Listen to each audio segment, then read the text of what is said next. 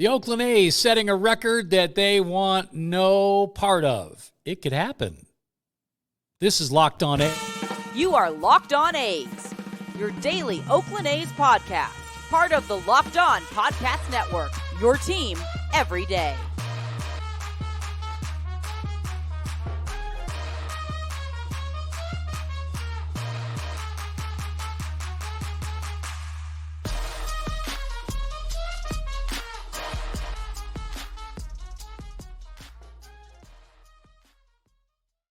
I'm Wayne Coy, lifelong Oakland Athletics supporter.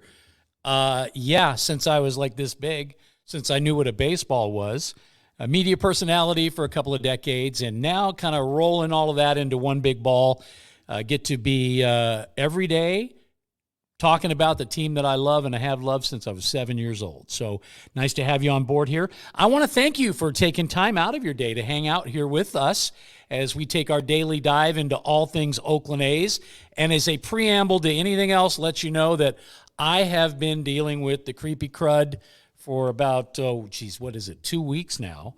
So because of that, every now and again, it's going to happen where I have to clear my throat and just deal with the phlegm. So apologies straight up.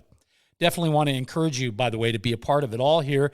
You know, you can hit us up on Twitter, or you can check us out on YouTube, and you can drop a thought into our comments section.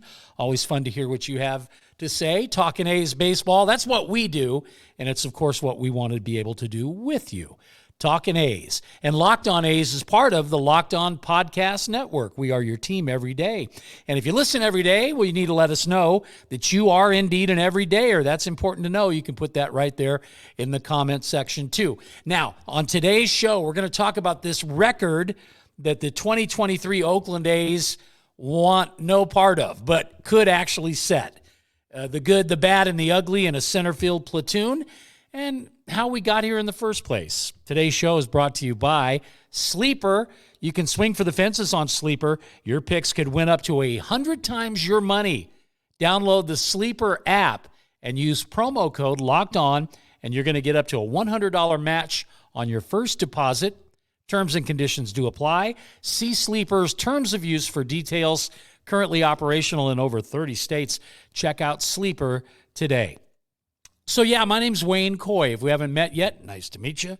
I've been behind a microphone for a good long time. Never have I had the opportunity, though, to just focus on the A's. I've certainly spent a lot of time talking about them on my show, but that isn't all we've talked about. And the great thing about the Locked On podcast is you do get to lock on. So that's what we're going to do. We're going to talk about the A's, present, future, past, all of that as time goes by.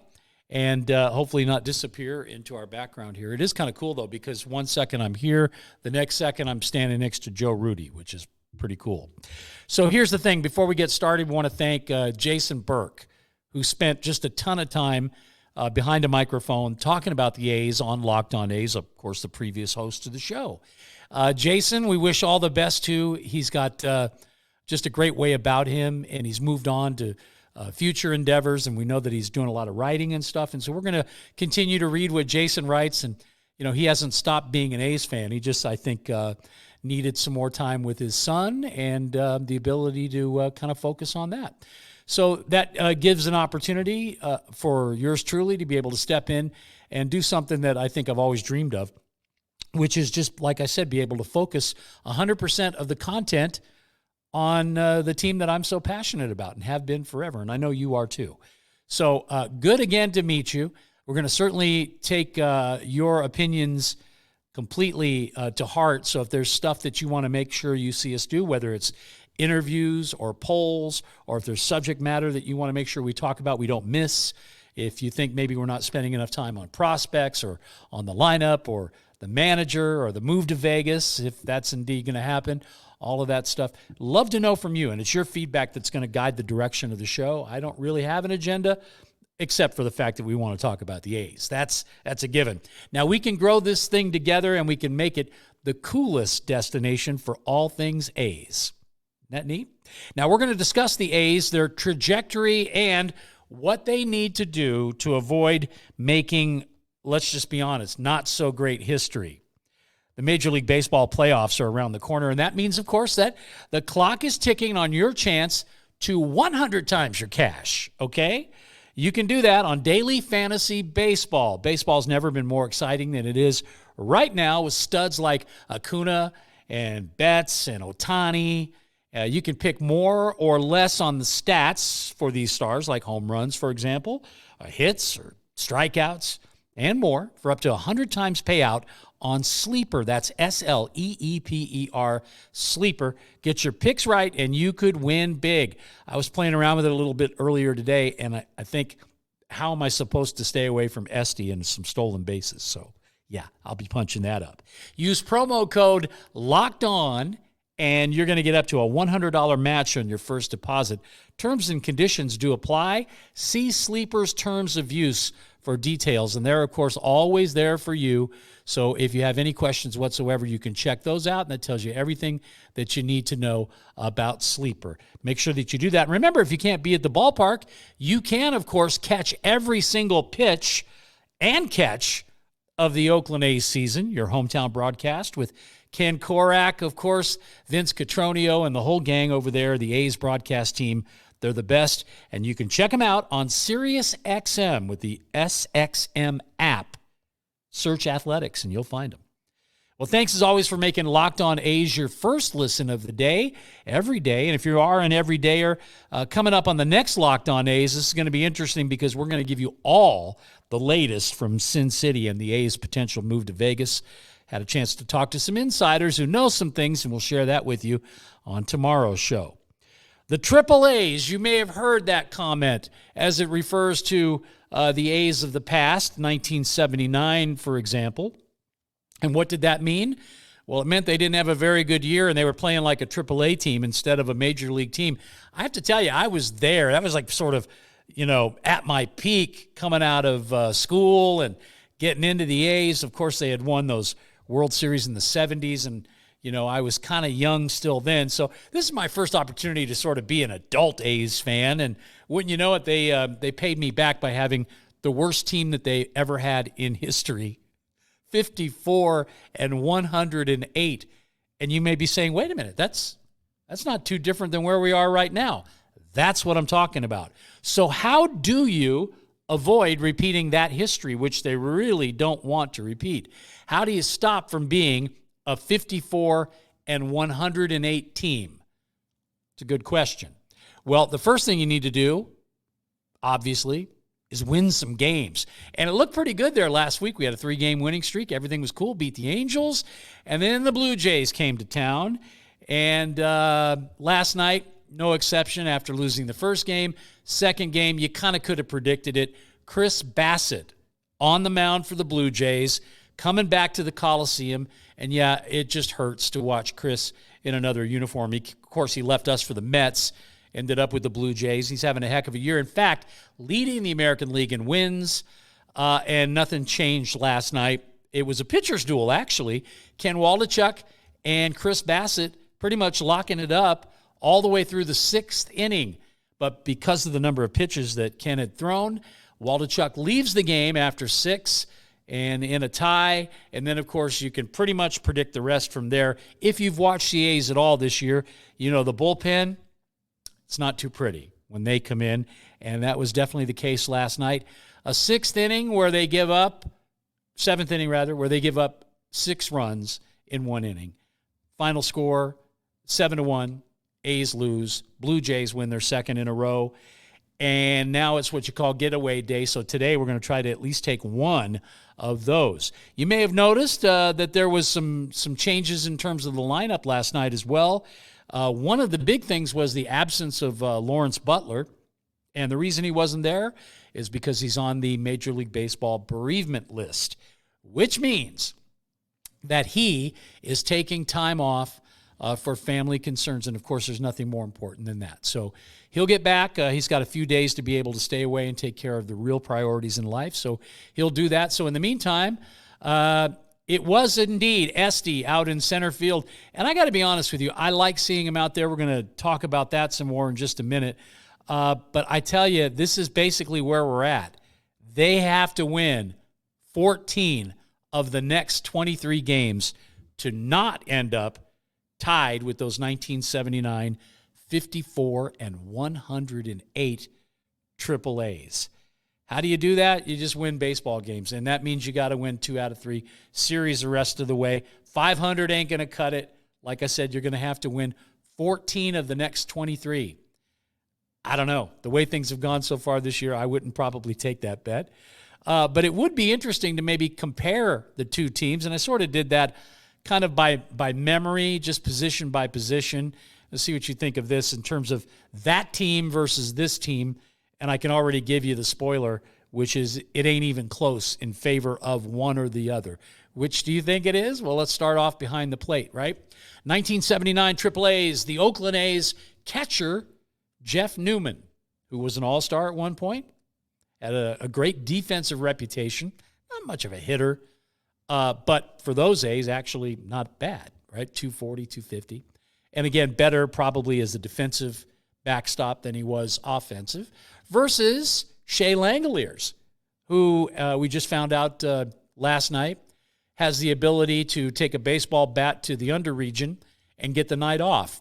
Ooh, that hurt. I don't know if you got a chance to see that, but watching the replay in slow motion, you know, I used to play catcher, and they call it the tools of ignorance for a reason, because stuff happens. And oftentimes it's a foul ball. In this case, it's a backswing and a bat hitting you in, what did Brody Brazil call it? The undercarriage. It's a good way to put it, I guess. All right, so I got to tell you, based on Shea's arm, which is a cannon, and his defensive prowess, I'm going to give the nod to the 23 Oakland A's in this particular case. Okay, so 23 A's get 1 point. You keep track at home. I don't have anything to write on. First base, Dave Revering for the 79 A's. And for us, Ryan Noda, I guess, most games at that position so far this year. Tyler Soderstrom, of course, is playing some first base, catching as well, DHing. I think you got to give this one to Dave Revering just because of the fact that he, throughout his career, was close to a 300 hitter, very adequate defensively. Now, that's not to say that over the course of time, and that'll be a recurring theme here, that these young 23 A's don't have an opportunity to be much better than those 1979 Triple A's. But for this particular time, I think we're going to give the nod at first base to Dave Revering from the 79 team. Let's move over to second base, where for the current Oakland A's, guy named Zach Geloff has been getting most of the time there. Now, of course, earlier in the season, it was more of a Tony Kemp situation at second base. But it does look to be Zach's position. He certainly hit the heck out of the ball. And so you're going to compare Zach Geloff to Mike Edwards, or as MC Hammer used to call him, Mike Edwards, playing second base for the 79 A's. Geloff already, in just a short amount of time that he's been there, has shown more offense than Mike Edwards ever did in his entire career. So I'll give the 23 A's the nod there as well. So, okay, is that 2? Yeah, it's 2 for 23, 1 for 79. Let's move over to shortstop, Rob Piccolo, who unfortunately died at a very young age, left us way, way too soon. Not only did he start for the A's, but he's a great coach for the California Angels as well back in the day. So he was our shortstop in 79 for most of the games. And then, of course, for the A's now, defensive whiz Nick Allen, who certainly has a reputation, came into the major leagues with I think, a pretty high bar because people expect him to be one of the better defensive players in the American League. And if he can hit, it's just a bonus. Probably call that one a draw, just because, again, Piccolo, serviceable, but by no means a star. And certainly it's way too early for Nick Allen. So we'll just call that a tie. Moving over to third base, you had an all-star at third for the 79 A's.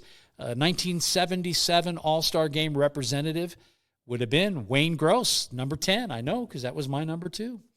It was Dave Duncan's number. It was Tony La Russa's number. But it was also Wayne Gross's number. I always liked him. Obviously, we share a first name. And I see him at Costco. So there you go, in Danville. Wayne Gross versus, we've had 3 or 4 people play third base. I don't know yet what the future of that position is.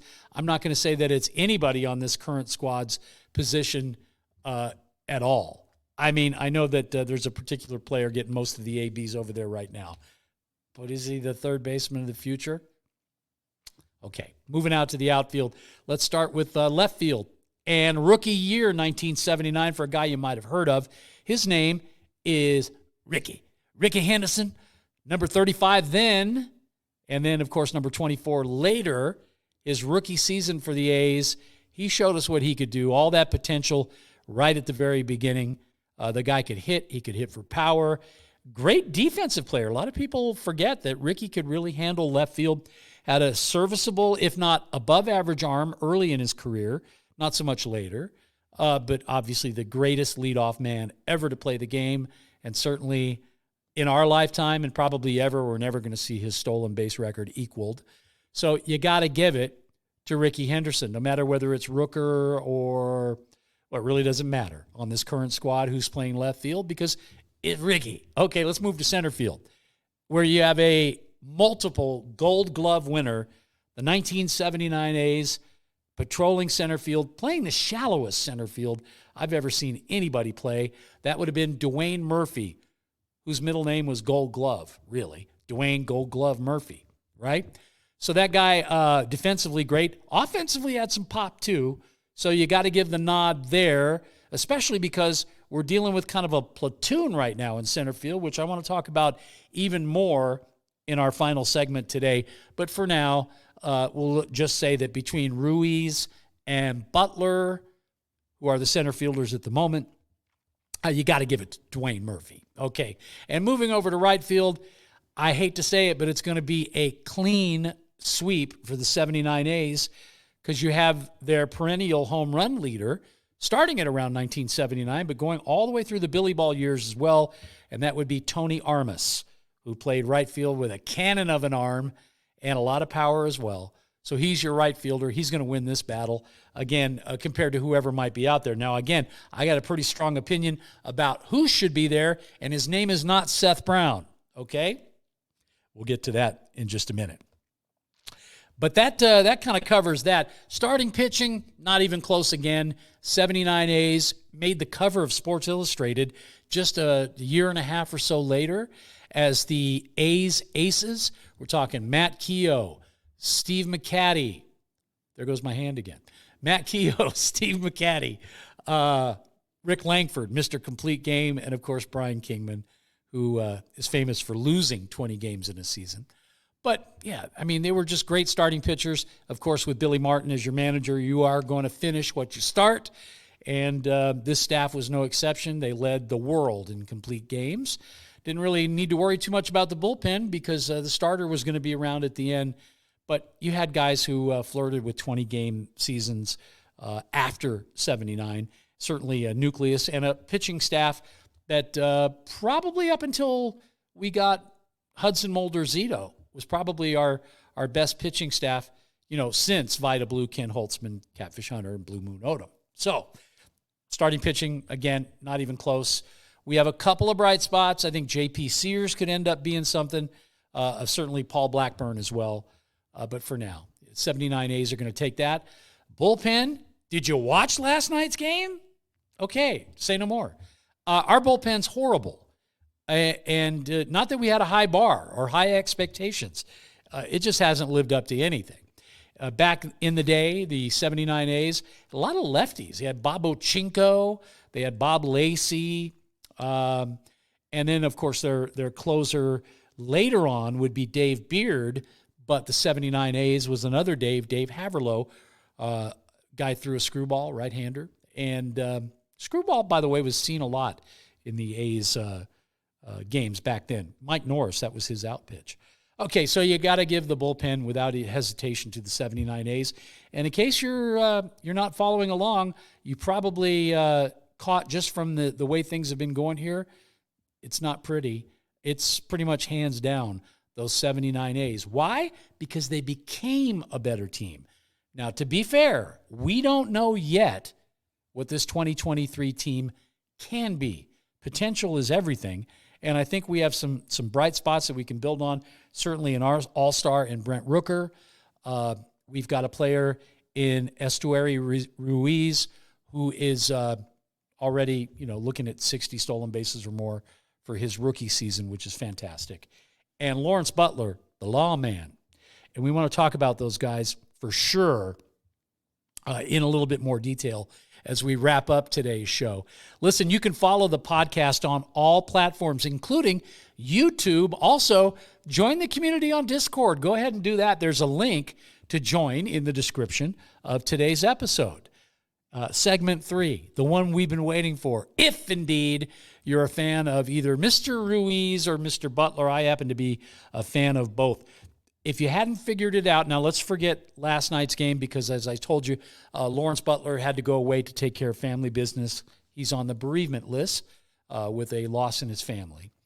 But he has been sharing time in center field with Esty, and I'm just going to come right out and say it. I hate this platoon. I don't just dislike this platoon. I hate it. And the reason why is one or the other is riding pine.